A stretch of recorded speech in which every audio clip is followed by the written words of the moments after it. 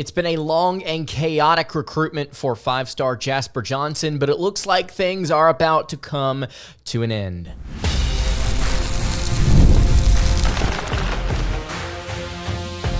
You are Locked On Kentucky, your daily podcast on the Kentucky Wildcats, part of the Locked On Podcast Network, your team every day. All right, what's going on, Big Blue Nation? Welcome on into Locked On Kentucky, your daily Kentucky Wildcats podcast. I'm your host, Lance Dawe, and on today's episode of Locked On Kentucky, we are going to be discussing the latest surrounding Jasper Johnson's commitment. He will be making an announcement as to where he will be playing college basketball very, very soon. Going to dive into what this could mean for Kentucky. Going to take a look at their entire potential 2025 class, as well as two confirmed exhibition games for the Kentucky Wildcats. Today's episode is brought to you by FanDuel. Now through September 22nd, all FanDuel customers can bet $5 and get a 3-week free trial of NFL Sunday Ticket from YouTube and YouTube TV. All you have to do is visit FanDuel.com/lockedon to get started. Thank you so much for making Locked On Kentucky your first listen every single day. I want to remind everyone out there that we are free and available on all platforms. And if you are watching on YouTube, I would greatly appreciate it if you subscribe to the show. And if you are listening on podcast, I would also appreciate it if you subscribed there as well. All right, let's go ahead and get into it. Kentucky basketball right here in the thick of it with Jasper Johnson. His recruitment has kind of been chaotic behind the scenes. Not a whole lot to discuss here, at least in terms of what we know on the surface, but there have certainly been a lot of rumors about what matters with Jasper's recruitment, kind of how things have trended with other programs, but now we're finally going to get an answer here very soon. According to KSR, he will be announcing a commitment either August 21st or August 24th. He will be announcing a commitment here in just a few days. His father said to KSR that they will make a decision next week. The family wants to make the best decision for Jasper.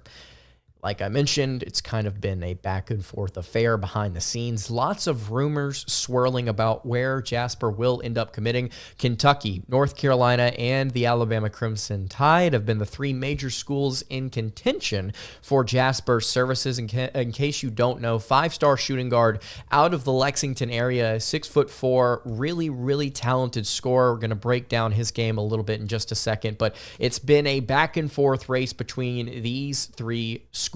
Arkansas and Louisville, according to KSR, also among the finalists, but this is coming to a head. We're finally going to get an answer as to where Jasper will be going, and I'm really excited about this because if you've been watching the show as of late, we've talked about how important it is for Kentucky's first recruiting class underneath Mark Pope to have some mainstays, some guys that can be major contributors for your program for multiple years, and we'll take a look at the potential 2025 class here in just a little bit, but somebody like Jasper, who could end up being a one and done, very well could be, at the same time is a massive building block because it proves that Pope can get high-end talent. This is a top 15 prospect, again, one of the best scorers in next year's class, and I really do think that he could end up being something very special, even if it's for just one season with the Cats. According to rumors, according to whatever you read on the internet, you can very clearly see that there's a conversation around whether or not NIL truly does matter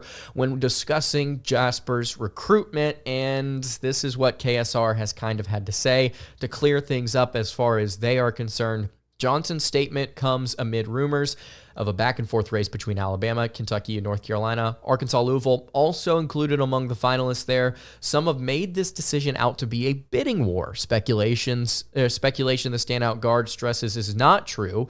NIL not even a top priority when it comes to the time to choose his school. Money is part of today's game, but it won't push him in one direction or another. This is what Johnson himself had to say to KSR. I know it's something that has to be done nowadays, and it's something you've got to look into, but it's not really that important to me. I'm keeping the main goal and the main focus,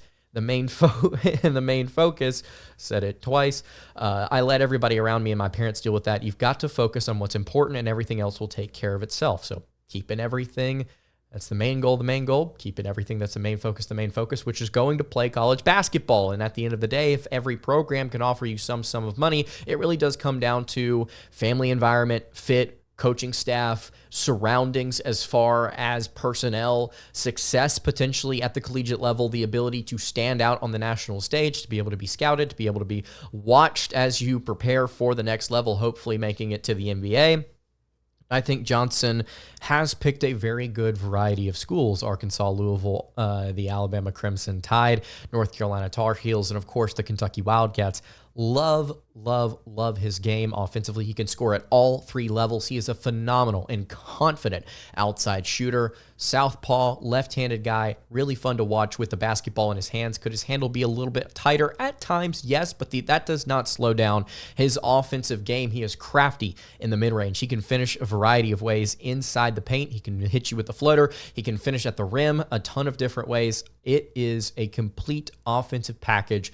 The defense is a little bit of a concern, but at the same time, you get so much on the offensive end and you have so many different pieces potentially surrounding you. I think Jasper could end up being just fine. So Jasper announcing sometime early next week, probably the 24th or the 25th. We'll just have to wait and see. I think Kentucky right now is going to win this race. I feel pretty confident saying that. I think the Cats are going to end up getting this one just based on what we have seen behind the scenes.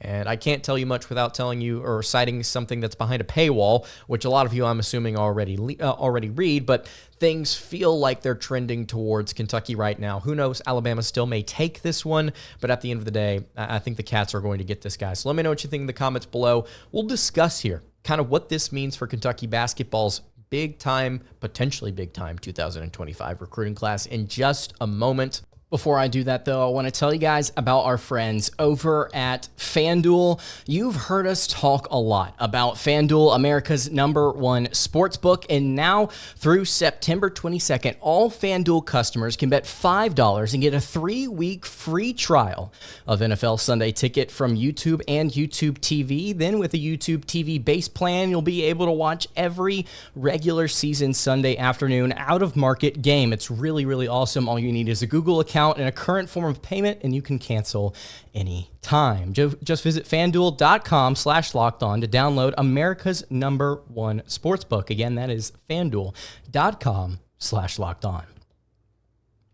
All right, continuing along here on the Monday edition of Locked On Kentucky. Lance Dawe hanging out here with you. I really appreciate you guys checking out the show today. If you have not subscribed to the YouTube channel or the podcast feed, I would greatly appreciate it if you did so. If you have any questions for the show that you want to ask about anything to do with Kentucky basketball, Kentucky football, just let me know in the comments below or at Locked On UK on Twitter, and I will do my best to answer the question. All right, so Jasper Johnson feels like a pretty solid bet to come play for the Kentucky Wildcats. Let's say, for hypothetical just conversation here today, that Kentucky is able to get Jasper Johnson alongside #1 overall center Malachi Moreno. You have two building blocks there for the 2025-26 Cats, right? And what have I continued to say on this show? I've continued to put a point of emphasis on this. Kentucky doesn't need a roster full of freshmen next year, but they do need pieces. And if they're going to get pieces, they need to be high profile, ready to contribute guys. Now, it's very difficult to find the happy medium between ready to contribute and ready to go to the NBA after a season, and ready to contribute but capable of staying 2, if not 3 seasons to really kind of round out their development before they go to the league or before they graduate. It's very difficult to find that happy medium. Places like UConn have been able to do it. Places like Duke have also been able to do it as of late. Kentucky's looking for those guys right now. I think that Malachi Moreno is absolutely 100% one of those pieces. No doubt about it. Johnson is a little different, right? He's got a little bit of an odd jumper, but he scores at will. Left-handed, crafty, just a shot creator, right? If they are able to get him to stay for more than one season, which would be nice, you could potentially have Moreno, Johnson, And then players like Trent Noah, players like Travis Perry, Cullen Chandler, all heading into their sophomore, junior seasons. And then you really start to see this kind of take shape, especially if the things happening on the court with the X's and O's and the analytics and the way that Kentucky likes to run their offense, especially if those really do start to flourish with this group of players. Let's say, to further our hypothetical, Kentucky's able to get 2 more guys to round out their 2025 recruiting class alongside Jasper Johnson and Malachi Moreno. The 2 players that I currently feel most confident in Kentucky getting are Braylon Mullins and Tounde Yessoufou. In case you forgot about Yessoufou, I have not. It's somebody that we've talked about a lot on the show. 5-star prospect, top 20 nationally according to the 24/7 Sports Composite ratings. 6'5", 215, out of California, plays power forward, small forward, tweener position. Just a big physical wing, somebody that needs to develop a little bit of an outside shot. Had a little bit of an inconsistent summer shooting towards the end of it, but caught fire earlier this year and is just an excellent 2-way prospect. Yessoufou, I think, would be somebody that would be great to pair with a Trent Noah, possibly, or an Otega Owe, somebody that is just as physical, if not more, somebody that can knock down outside shots to maybe complement some other things that Yessoufou can do for next year's team. Somebody like Yessoufou also, I believe, just watching his game, he has the opportunity to possibly come back to college for a sophomore season. I think he could use the development, at least that's how it looks at this point in his career. He's a little raw, but he's got so much potential, aggressive, physical player, plays with his everything that he's got. He throws it all out on the court, and that's what scouting reports say, and that's what the tape says as well. Somebody like Yessoufou to go alongside Braylon Mullins, Jasper Johnson, and possibly, who knows, maybe another player. Maybe you get 5. Maybe you really try and stretch it here and get some more freshman depth to kind of aid your roster next season so you don't have to dive as heavy into the transfer portal. But those 4 guys, Yessoufou, Johnson, Moreno, you could essentially put a player at every single position outside of maybe point guard. Braylon Mullins, rated as the number 9 shooting guard in the country according to On3, number 8 shooting guard in the country according to the composite ratings, top 25 prospect according to 24/7 Sports, top 35 prospect consensus across the board. 6'4", 180 pounds. I've said it on the show before. We've had host of Locked On Indiana Hoosiers host Jacob Goins on. He said it. This could be the best shooter in next year's class in Braylon Mullins. It's a perfect fit for what Mark Pope and Kentucky want to do. Get your wings, get your taller guys, and get them in there to spread out across the perimeter and shoot. He'd be perfect. He would be perfect from day one. Now, would he be somebody that logs a ton of minutes day one? I'm not sure, which again goes back to kind of maybe the plan here to retain some of these high-profile guys and to get them in your program and develop them and get them to a point where maybe in their sophomore, junior, senior seasons, quite possibly, they're able to strengthen their bodies physically, they're able to develop, they're able to learn, they're able to grow and mature and gain the experience they need to play at a higher level, at college ball level, I should say. This would be a very good start to Mark Pope's career. You get an in-state kid. It's a 5-star prospect that is a pure scorer. You get the number 1 center in the class that's also going to Great Crossing here in the state of Kentucky. Excellent building block, high floor player. You've got Tounde Yessoufou, somebody that plays, pours his heart out onto the court, plays with so much energy. You've got somebody that kind of resembles how Pope wants his guys to go, has a high ceiling, I think, if he can unlock some potential on the offensive end of the floor. And then Braylon Mullins, your prototype player for a Mark Pope system, a taller shooting guard that can absolutely spray it from anywhere. You love the personnel, if these are the 4 guys that you're bringing in, to group with 5 guys possibly coming back next season. Moreno and Garrison would be great next year. I think you've got Johnson that could possibly run point. I think you would be playing him off ball. That would be better for him. You bring in a transfer point guard. You bring in a couple of transfer wings, or maybe a transfer power forward, a transfer small forward, and you really start to see this roster take shape, and you can envision what Pope is trying to get at here for upcoming seasons. I love the direction that they're heading on the recruiting trail, and if they can just get some of these guys committed sooner rather than later. I think the nation is going to really start to take notice.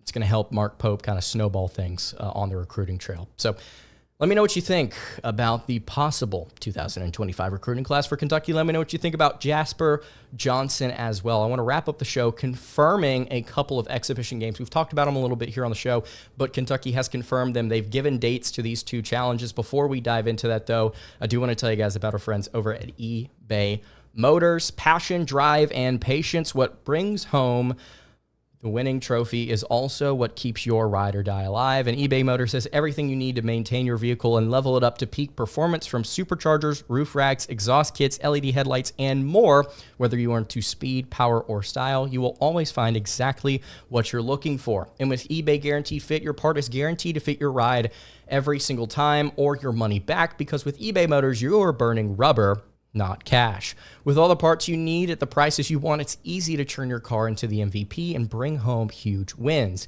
You can keep your ride or die alive over at ebaymotors.com. Eligible items only. Exclusions apply. eBay Guaranteed Fit only available to U.S. customers. All right, wrapping up the Monday edition of Locked On Kentucky. Lance Dawe hanging out here with you. So we've got some news here according to a Kentucky basketball press release that was dropped just yesterday. Kentucky has confirmed a pair of exhibition games. We've talked about them here on the show just a little bit, between Kentucky Wesleyan on October 23rd and Minnesota State Mankato on October 29th. I believe that's how you say it, not Mankato. I think it's Mankato. I may be completely wrong. Could be butchering it. Both those games taking place inside Rupp Arena, again, October 23rd and 29th.